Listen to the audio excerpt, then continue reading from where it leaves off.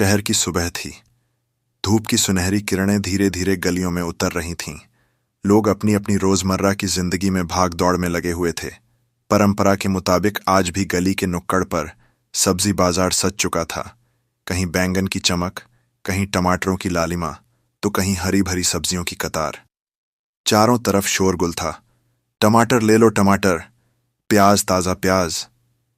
भीड़ में ही एक कोने पर बैठी थी कमला, उम्र लगभग 50 के आसपास। उसका चेहरा तपते सूरज और मेहनत की लकीरों से भरा हुआ था। माथे पर पसीने की बूंदें और हाथों में सब्जियां तौलने का तराजू। उसका पति वर्षों पहले बीमार होकर दुनिया छोड़ चुका था। 2 छोटे बच्चों की जिम्मेदारी उसी के कंधों पर थी। पढ़ाई का खर्च, घर का किराया और रोज की रोटी सब उसकी इस ठेली पर टिकी थी। कमला का उस दिन भी वही क्रम था। सुबह सुबह मंडी से सब्जियां उठाकर लाना, ठेली पर सजाना और ग्राहकों को पुकारना। उसकी आवाज में ईमानदारी और आत्मसम्मान झलकता था। उसी दौरान बाजार में आया थाना क्षेत्र का दरोगा रघुवीर सिंह। उसकी वर्दी चमचमा रही थी, कंधों पर सितारे और चेहरे पर अकड़। मोटा शरीर, आंखों में घमंड और चाल में दबंगई। लोगों को देखते ही वे डरकर एक तरफ हो जाते। दरअसल रघुवीर सिंह की आदत थी कि वह बाजार में आता और छोटे दुकानदारों से सामान उठाकर बिना पैसे दिए चला जाता। कोई उसकी वर्दी देखकर कुछ कहने की हिम्मत नहीं करता। उस दिन उसकी नजर कमला की ठेली पर पड़ी। अरे कमला, आज तो सब्जियां बड़ी ताजी लग रही हैं। जरा आलू, प्याज और हरी सब्जियां तौल दे। कमला ने हिसाब लगाया। साहब, सब मिलाकर 50 रुपए हुए। दरोगा ने नकली हंसी हंसी। अरे कमला, तू भी क्या याद रखेगी? दरोगा जी से भी कोई पैसे लेता है? लिख ले उधार में, मौका मिलेगा तो चुका दूंगा। बाजार में खड़े लोग सब सुन रहे थे, लेकिन सब खामोश। ये रोज का तमाशा था। कमला के दिल में जैसे आग सी जल उठी। यह पहली बार नहीं था। कई बार उसने अपनी मेहनत का हक जाते देखा था, पर आज उसकी आंखों में आंसू और गुस्सा दोनों उमड़ पड़े। साहब, मेहनत का माल है ये, मुफ्त में बांटने के लिए नहीं है। अगर पैसे नहीं दे सकते तो सामान मत लीजिए। कमला, सोच ले, पुलिस से पंगा लेना आसान नहीं। तेरी ठेली पलटवा दूंगा, फिर देखना तेरा हाल। कमला के भीतर सालों का दबा हुआ आक्रोश अब ज्वालामुखी बनकर फूट पड़ा। उसने दरोगा का हाथ पकड़ा और जोर से बोली, गरीब को दबाकर अगर वर्दी की ताकत दिखाओगे तो यह गलत है। मेहनत की कमाई खानी है तो शर्म आनी चाहिए। भीड़ देख रही थी। दरोगा ने और धमकाने की कोशिश की। जरा सोच ले, जेल भिजवा दूंगा। और तभी कमला ने सबके सामने दरोगा के गाल पर जोरदार थप्पड़ जड़ दिया। पूरा बाजार सन्न रह गया। चुप्पी ऐसी जैसे हवा थम गई हो। लोग अवाक होकर देखने लगे।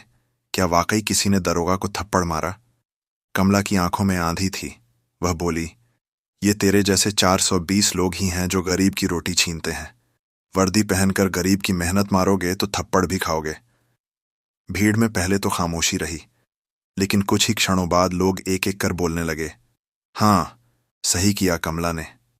हम सबके साथ यही होता है। बहुत दिन से इस दरोगा का आतंक देख रहे थे। दरोगा शर्म से लाल पड़ गया।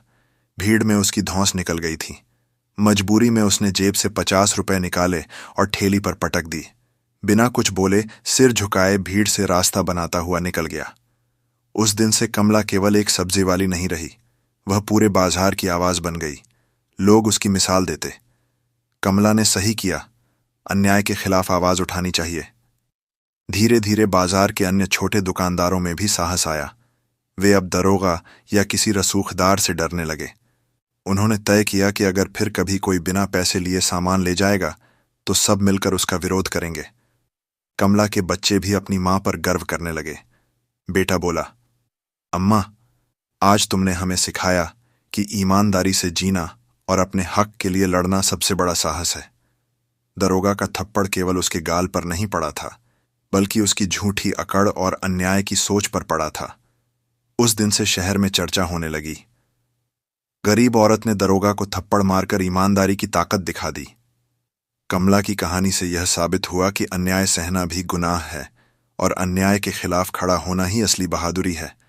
सच और हिम्मत, चाहे गरीब के पास ही क्यों ना हो, बड़े से बड़े रसूखदार को झुकाने की ताकत रखते हैं।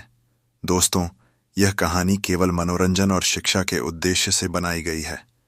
इसमें दिखाए गए सभी पात्र, घटनाएं और संवाद काल्पनिक हैं। किसी भी वास्तविक व्यक्ति, संस्था या घटना से इनका कोई संबंध नहीं है। कृपया इसे केवल कहानी के रूप में देखें और इसका आनंद लें। हम किसी की भावनाओं को ठेस पहुंचाना नहीं चाहते हैं।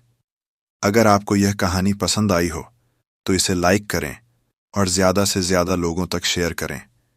कमेंट करके बताएं कि आपको कमला का कौन सा कदम सबसे अच्छा लगा, और हमारे चैनल को सब्सक्राइब करना ना भूलें, क्योंकि हम आपके लिए ऐसी ही प्रेरणादायक कहानियां लाते रहेंगे।